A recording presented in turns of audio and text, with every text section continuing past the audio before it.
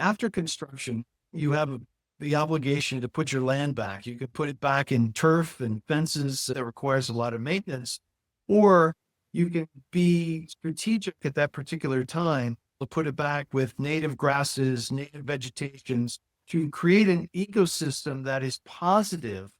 plus for their local environments. The difference in that approach is if you look at it as landscape or lawn, you're basically creating an environment that needs to be upheld and tended to, as opposed to working with native species specialists that understand ecosystems that can take what you have and turn it into a sustainable native habitat which offers lower costs of operation and maintenance over the life of the asset. Creating native habitat, green stormwater infrastructure, and visible environmental features reduce O&M costs and send a positive signal to the community that you're thinking about them.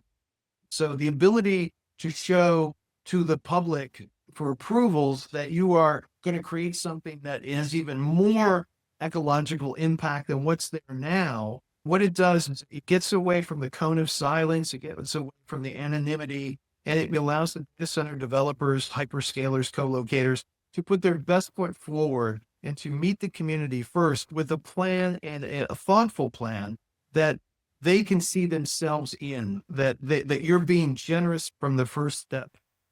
And that has been, I think, better received in communities, and a path that signals the community that you are vested in that area, and it can lead to faster approvals, zoning approvals, local approvals, also gain acceptance while lowering operating costs.